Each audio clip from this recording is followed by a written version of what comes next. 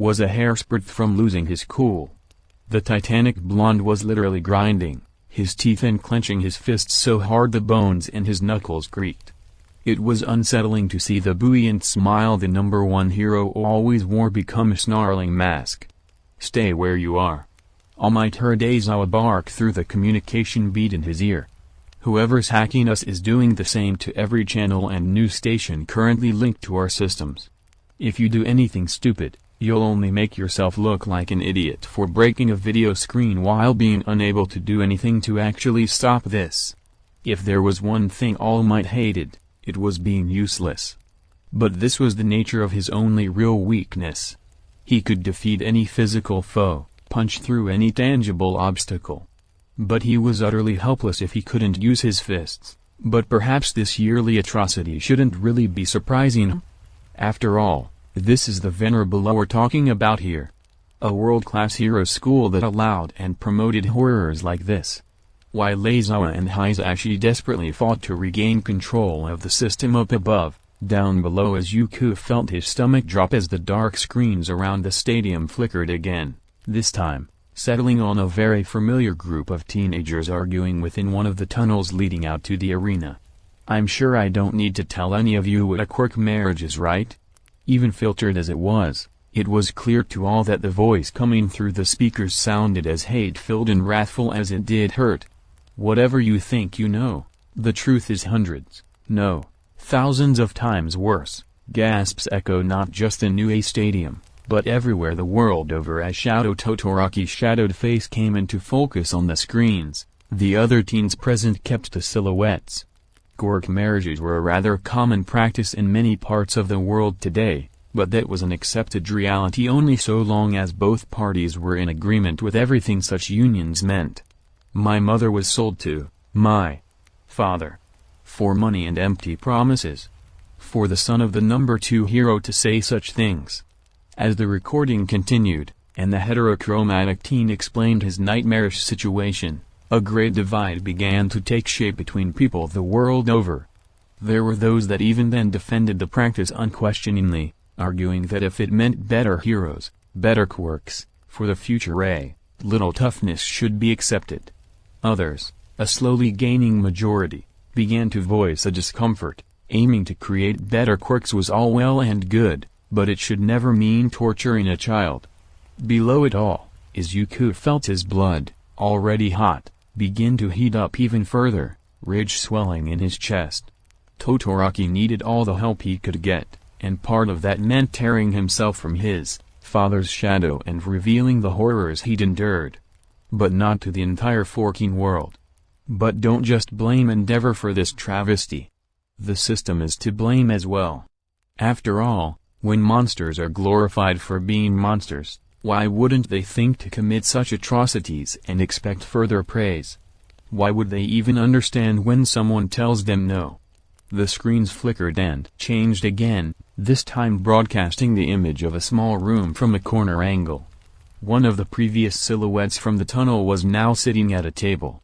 Across from the figure sat the blazing form of the number 2 hero himself. At that moment, Izuku really wanted to beat the ever-living shitty out of whoever was doing this. After all she'd been through, his mother didn't need to know this event ever even happened, especially not like this. "This is the deal, boy. You will marry my daughter, and conceive with her at least one female that develops your quirk or an improved variant," the Endeavor on the screens said, stone cold and as demanding as he ever was. "In return, you'll become a member of my family and secure a place at my agency as a sidekick.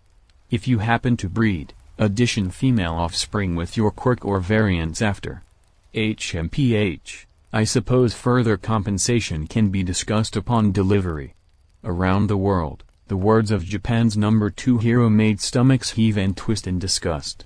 Quirkist ideals were a part of life, yes, but the blood of Hellflame mixing with this new and monstrous cursed blood purely to attain greater power? Cries of censure against Endeavor went viral in under 5 seconds as many shuddered at the idea of an Endeavor who could never be harmed.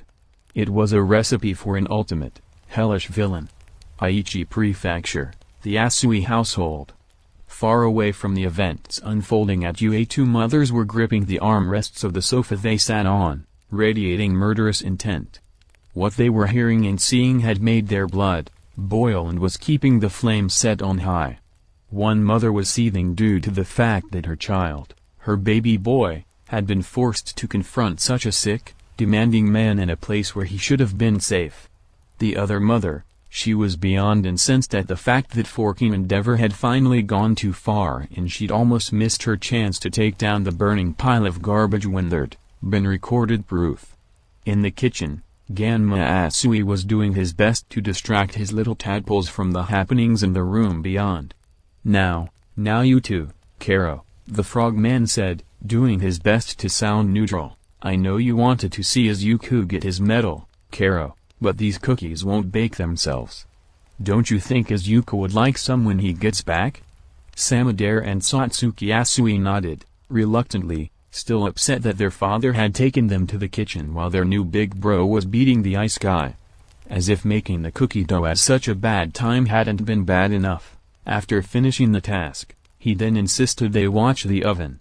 They just wanted to watch Izune kick butt. UA Sports Festival Stadium. Among the many spectators reacting to the revelations shown on the screens, the students of classes 1A and 1B were dealing with churning stomachs and pale faces. Listening to Endeavor's sick demands, his spelling out his plans as if they were already an assured thing, and then witnessing Midraya's reckless bravery and defiance. All gathered were in various stages of deep thought. How would they have reacted in such a situation? What would have been their answer to such demands? Saruhanta said, sweating profusely as he drew himself under the attention of his classmates. I don't think I could have said no like that. You know? It was an honest answer, one that was easy to understand. I'm totally up for getting a girlfriend, but... Kaminari added in, fumbling to offer some form of support. That's messed up. The blonde's attempt fell flat, but it was an honest attempt nonetheless. The rest of his classmates hardly thought to blame the blonde though. Endeavor had always been an intimidating figure, and his demands, while insane, had still been couched to sound like business proposals.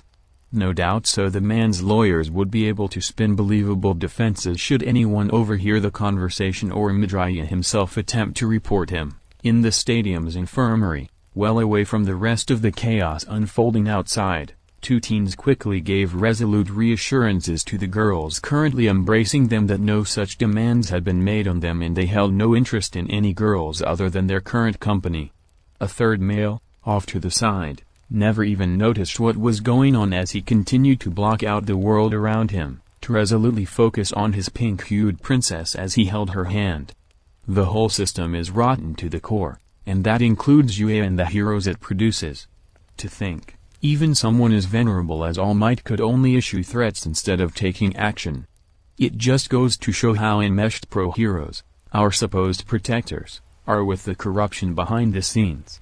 Back out in the world, the voice had continued on, taking less than a second to cut in after the second video had ended with All Might entering the room where Endeavor and Midraya had begun to square off. The public as a whole were in a state of confused disbelief. Surely the symbol of peace hadn't let Endeavor go without setting him straight, right? Of all the times for you to stick your nose in my business, my family, why now? The screen cut out again, landing on an image of the top two confronting one another in one of the numerous underground tunnels beneath the stadium. You should be more concerned with the problems your family already has? Horrified gasps filled the stands, homes, and business everywhere. All Might had just all but admitted to knowing about Endeavor's activities. And he'd obviously let the number 2 hero continue them. That realization hardly had time to settle before the scene continued, cutting around the two heroes, and only growing worse. Generally speaking, quirkist ideals were all about empowering the right people with the right quirks. However, even hardliners could claim some level of familial affection in their lives. To hear one of the most prominent pro-heroes, who was supposed to stand as a societal pillar for others to look to as an example, speak so disconnectedly about their own child, as if he were no more than a tool. It was truly harrowing. On top of that, the knowledge that the reckless girl who'd challenged the Todoroki scion had been in actual danger. The revelations were eye-opening for many. UA, the proclaimed greatest hero school in Japan, was clearly not as prepared as it should have been to deal with its own students. The long-held ideal that the academy was infallible, and retained a professional-grade staff of pro-heroes ready and able to tackle any situation, save death, slowly but surely, shattered. Worldwide, the reputation of UA plummeted. If young Todoroki is unable to keep himself from harming others, the faculty will have no choice but to have him expelled and admitted to a program for those with quirks that require specialized methods of control. For all it had been delivered in such a grim tone, watching and listening to All Might on the recording made the hero's words seem empty. As everyone watching had expected, Endeavor responded to most everything with a clear lack of concern for the safety of any involved, or that any punishments against him and his would be carried out. Conversely, All Might's concern came off as if his threat wasn't meant to actually stop Endeavor or his son, but more to ensure the public never discovered just how close the situation had come to becoming fatal. Still frozen in place, All Might drowned in impotent rage as he glared balefully at the surrounding screens. The symbol of peace ached to do something, to act.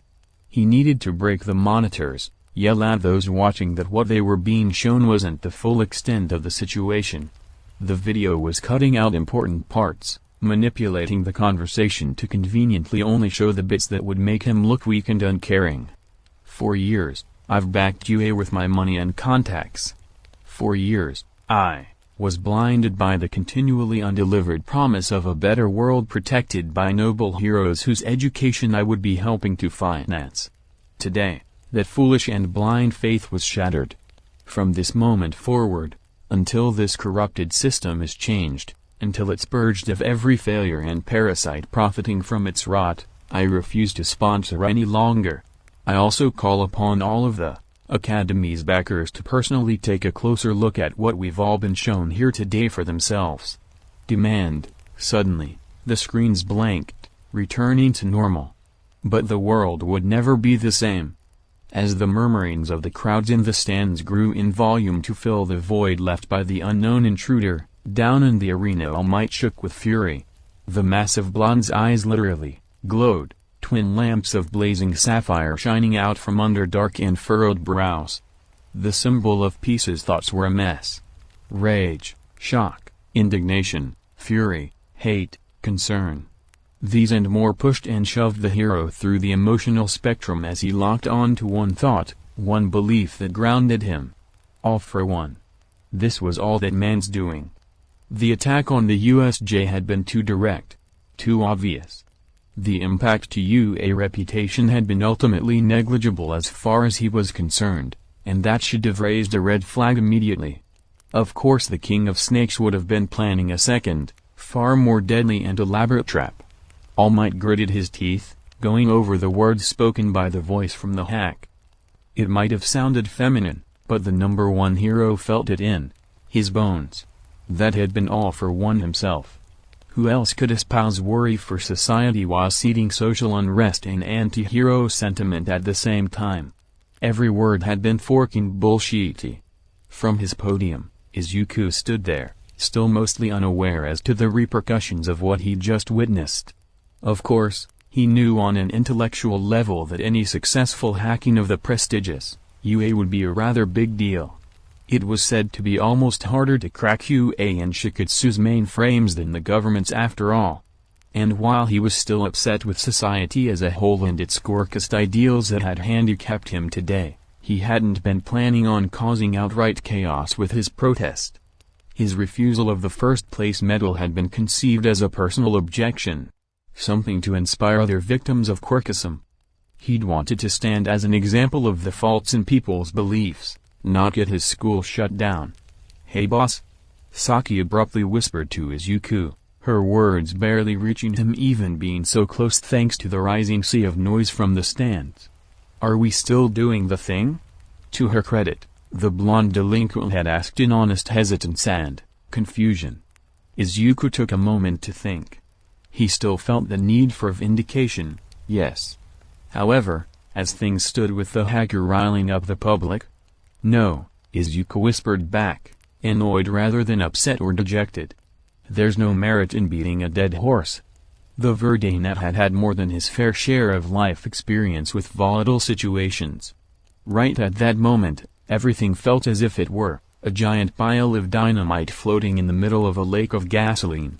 He was a lot of things, but he wouldn't be the match that lit this particular light show. Lily agrees, Lily added, sounding far more tired than should be allowed. Izuna needs to eat, get hugs, and find a nice place to take a good sleep. And Lily thinks we should do the same too. True exhaustion and actual pain would forever be a foreign concept to the zombie trio moving forward, the sensation no longer something cursed blood allowed their brains to process. That being said, they could feel their masters. At that moment, it was clear to all three just how clearly every fiber of the Verdanet's being was screaming for rest. His stomach was threatening to start eating itself, and even his brain was nearing the point of shutting itself down. Izuku might have been able to appear as if he were invincible to the masses right now, but the truth was the teen was running on fumes and quickly dwindling willpower. Sniggering. The low noise was by far the only sound that broke the monotonous tones produced by a bevy of life support instruments and machines and their connected monitors. Ah, victory! A tired feminine voice began before morphing mid-sentence into that of an aged, beaten, and still tired man. Sweet victory. Hello again. A powerful blow had been dealt to heroes this day. The implicit trust given to them so freely by the public had been called into question and found wanting. Their sickeningly pristine image of upstanding virtue had shattered under the weight of the delightfully nauseating reality. All, by his will. And the best part? All Might had only been able to stand there and do nothing. So easy. The man continued, enthralled with the world-bending power he still wielded even as broken as he was. Yet still so sweet. What really tickled the man, however, was that this blow, the one so freshly delivered right in the faces of the heroes, was only the most glaring. His defeat all those years ago might have been unplanned, but his ultimate master plan had barely been slowed at all. In truth, that muscle-bound fool who'd rendered him bedridden had been dancing to his tune without even knowing his inaction enough. All because the idiot couldn't see underneath the underneath. And as today had shown, without a physical enemy to fight head-on, the so-called symbol of peace was still utterly useless. As it was, he'd never even think to consider the danger he'd worked so hard to extinguish had only continued to grow. Fear. It was a powerful tool and an addictive one to control. The more fear the people had, the easier it was to get that fear to grow even further. So-called heroes loved their status and the power it granted them, and they feared others taking it. The everyday person feared being weak and taken advantage of, and coveted strength to keep their fear at bay. Quirkism placated a great many fears for both groups quite nicely. The concept had seeped into the common masses with almost no resistance, generating a ready-made caste system almost too perfect to have been believed. Without any manipulation on his part, undesirables were segregated from the whole that would exist purely as targets for the fear-fueled violence of the remainder. And these undesirables? Oh, they'd naturally be pushed through every harsh life condition imaginable, which would ultimately lead them to lives of villainy. And his open arms. Just like poor little Tomura. Soon. All for one muttered, calming down after realizing he'd allowed his respiratory system to quicken beyond sustainable levels. He refused to experience that racking chest pain ever again if he could help it. Soon. Everything was developing at an acceptable pace now, but there were many steps still left to go before the big dance number. His protégé still needed time to grow and develop. All Might still needed to burn through the embers of one for all he still so stubbornly clung to. He still needed to discover the identity of his nemesis for this generation. And the necromancer. He still needed to fall. Yes, indeed. The path was still so long, but the destination was so much clearer now. UA Sports Festival Stadium, Lounge Room R6. While the rest of the world trembled at the fallout from the transmission during the first year's award ceremony, one student found himself trembling for an entirely different reason. What? Tenya nearly shouted into his phone, the news he'd just received far too shocking for him to immediately believe. What do you mean he's gravely injured? Tenya had wandered into this particular room while searching for snacks to buy and share with Uraraka, a rather novel experience for the rich teen who'd never expected there to be vending machines that existed that didn't accept his credit card. It was a puzzling conundrum to be sure, especially considering the ones on New A main campus readily accepted his card without issue. And then his phone had gone off. It had been his mother, the normally strong woman crying a river. Through tears and sobs, she tried to explain the situation. His older brother, his idol and inspiration to becoming a hero, the ever-popular and perfect Ingenium, had fallen to the hero killer while patrolling Hazu. The mere idea of Tensai being cut down by what the news had labeled a third-rate villain just that morning, one that preyed on rookies and the unaware, would have been almost laughable. Even now Tenya could feel his mind trying to slip into a blanket of shock that assured him this was all a prank. But his mother's sobs over the phone and anguished wails were very much real. And the words she could get out that detailed his older brother's condition were worse than gut-wrenching. Please. Please tell me it's a lie. Tenya choked out, breaking down as he stumbled his way toward the lounge's exit. He needed to leave, post-haste. His family needed him. It has to be a lie. My brother can't be. Unable to keep his voice from breaking and unable to keep still, Tenya broke into a sprint. He exited the stadium's halls in under a minute, and when he felt sunlight on his skin once more he activated his quirk without even thinking. Tensai was fighting for his life, and the doctors had asked his family members to be close at hand in case they couldn't save him. Magnus, did you expect the good guys to always win? Did you expect All for One to be a one-dimensional cartoon villain? I personally believe he would be a sneaky bastard that work a lot behind the scenes to create the perfect recipe for chaos. Make his dark roots. Fumikage Tokoyami was, not for the first time, sitting in front of his middle school principal. It was, however, the first time that the adult accompanying him on this venture was his mother, and not his easier-to-handle father. So, what's the meaning of this? Asked the woman standing beside Fumikage with a voice that came out as a solid mix between a raspy whisper and a hiss. The woman, the boy's mother, was of a slender build with midnight black hair that was only beaten in darkness by her eyes. Why has my son been separated from his class like some sort of dangerous animal? Fumikage, being only 10 years old at the moment, didn't know exactly how the world of adults operated, but he was perceptive enough to have long ago learned how to tell when his mother was upset. And by his reckoning, the long-haired Ravnat had long passed that point. That was not a good sign. Mrs. Tokoyami, the principal, an elderly lady who had long prided herself in being strict yet inspiring, began. From the woman's tone, it was clear she was valiantly pushing down some sort of fear as she spoke to the mother across from her. Your son was involved in a fight this morning that left 7 students bruised and several of them traumatized. That isn't something that can just be overlooked. Students? You mean that gang of delinquents?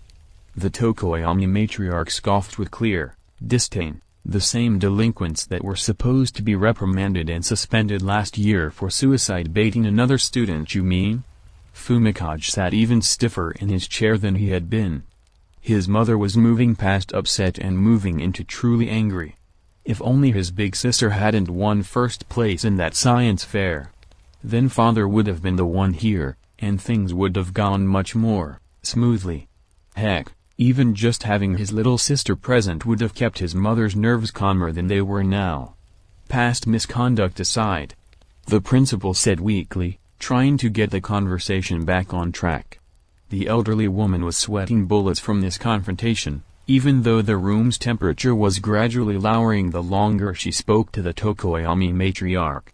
The fact remains that this time, It was your son who showed unnecessary aggression towards fellow students. Unnecessary?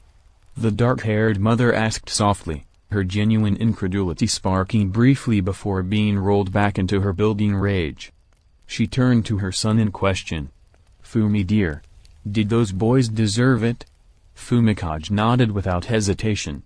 Yes mother, the raven-headed child replied, they needed to be punished so they would learn their lesson this time. Fumikage had very understanding parents, not that he was at an age where he was fully cognizant of what that fact actually entailed just yet. The two adult members of the Tokoyami household knew that the world outside the walls of their home was much more complex than simple absolutes of good and evil could encompass. They also knew, even from a young age, that their son held an incredibly strong sense of justice. That being the case, instead of bothering to fill his head with classical ideas of chivalry and fairness, they'd instead opted to teach their son self-restraint and moderation. The goal was for them to lay a solid foundation on how to conduct himself and then for him to decide for himself what was right and what was wrong. So really, the little gang of bullies could have had it much, much worse. I see, Fumikage's mother replied, appearing to take her son's words at complete face value. In fact, to the principal, it appeared as if the matriarch lacked any sense of concern, or even empathy for the injured boys in question. There you have it. Such blatant disregard took the principal aback. Normally, when the boy's father was the one who came in, things would move along much more amicably. She would get a sincere apology with a charming smile, a promise to give the younger Tokoyami an appropriate reprimand at home alongside a double serving of family-taught lessons on self-control. She'd even seen the man give his son a stern look or two the last time before departing. How could such a charming gentleman have ended up with such a witch? Ma'am, you cannot seriously believe such a claim? The principal shouted, unable to contain herself any longer.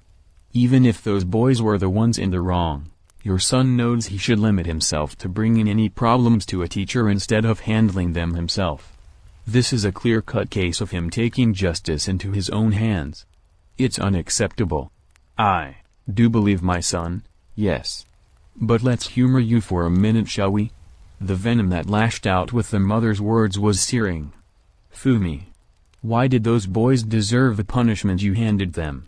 Fumikage took only a moment to get his thoughts in order. He'd been prepared for this moment since the principal's secretary had revealed it was his mother coming to get him rather than his father. They were harassing the classmate mother.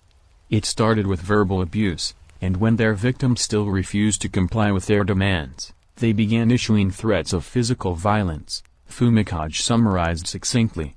The non-existent patience of the Tokoyami matriarch was not something to be tested by anyone. I stepped in and sided with their victim, who happened to be a classmate of mine. I offered to escort her home if needed and they dispersed at the time. However, during lunch they ambushed us on the roof. It was there that I reluctantly came to accept that violence was the only language they understood. The principal rubbed at her temples in annoyance. Why did this particular problem keep coming up? She knew of the group of brats this whole incident was centered around. She knew they acted like a gang and mistreated other students when no teachers were looking. And she definitely knew that they'd all been reprimanded many times over by now, to little effect. But their parents were richer than most others at her school, and due to that, it seemed like she couldn't even get transfer papers for them written up without some nameless higher-up strangling her efforts until all that was left for her to do was another detention, another suspension. And she knew the classmate of the Tokoyami boy as well. The poor girl was pretty plain as most would see it, a little chubby and a kind sweetheart with no apparent potential for, well, anything besides a boring desk job or becoming a quiet housewife. And apparently that was all that was needed for someone with power to decide she wasn't worth angering those brats' parents. And you didn't think of getting your homeroom teacher involved? The principal tried, instantly regretting doing so. We did, Fumikage replied, nodding as his beak mouth almost betrayed a wicked grin with a twitch. He said that boys will be boys. That simple schoolyard threats meant nothing and that we shouldn't bother him unless we have actionable proof of Misconduct. The room temperature dropped sharply. Impossible. The principal shouted, enraged to the point of slamming her gnarled hands on her desk. No teacher of mine, at my school, would be so. I had Dark Shadow recorded on my phone, Fumikaze interrupted as if the principal hadn't spoken. I gave Ami-chan a copy as well. She should be showing it to her parents right about now. Mrs. Tokoyami gave a small smile of approval at her son's cunning. The look bore a striking resemblance to the image of an overly cruel Hanyu mask in the principal's opinion. Well. The mother of three rasped as she turned a cold glare on to the shaking principal. Just what should we do about this wonderful piece of evidence? As his mother descended into a flurry of threats and promise so low-pitched, even his excellent hearing could only catch every fifth word or so, Fumikaze decided now was the best time to zone out. He knew that she always meant well, and that she loved him and his sisters with all of her heart, but the truth was that his mother's lack of kindness towards anyone not family was a glaring issue. Once again, the raven-headed boy wished his father hadn't been otherwise indisposed. He'd thought he'd be in the clear since no officers or other law-inclined persons had bothered their family this morning, but somehow he'd forgotten the science fair. Owning and operating a certain cafe might have looked like simple and easy-going work for a middle-aged man to keep himself occupied with to an outside observer, but for some reason police and lawyers of all stripes loved to visit the locale. Most of the time, those self-same men and women would, instead of ordering a cup of coffee or omelet, seek out his father's assistance in solving their cases or tackling difficult clients in need of defending. And his father would never say no, always willing to help with a smile and a scratch to the back of his head. In fact, there was only one case Fumikaze could ever remember his father ever refusing to involve himself in. It involved the unsolved mystery surrounding a deranged supervillainess that had once basically ruled the country of Egypt from the shadows. Literally. Foreign heroes, detectives, even a spook from the UN had all come in over the years asking his father to look into the case, but he talked his way out of it each and every time. It had always confused Fumikaze. The last substantiated report on the supervillainess had placed her on a ferry, apparently moving to personally take out a mark, but then vanishing without a trace before dealing the killing blow. His father had done more with less, but it was just something he refused to touch. "We're leaving now," the Tokoyami matriarch declared with an authority that belied her delicate features. His mother asked as they entered their family's second car. "I just want you to remember that heroes are hardly, if ever, thanked the way they should be. Don't let that fact surprise you in the future, all right?" "Yes, mother, ma," Fumikaze replied, Dark Shadow joining in as the dark entity finally emerged from the raven-headed boy's body. It was always the worst when the school enforced its no-quirks policy. At least their mother was always generous with her head pats afterward. For Fumikaze, he'd already learned that true heroism was a thankless profession. Ami-chan hadn't thanked him yet, after all, and most likely never would. But that was alright. He didn't do it for the glory. He just really hated bullies.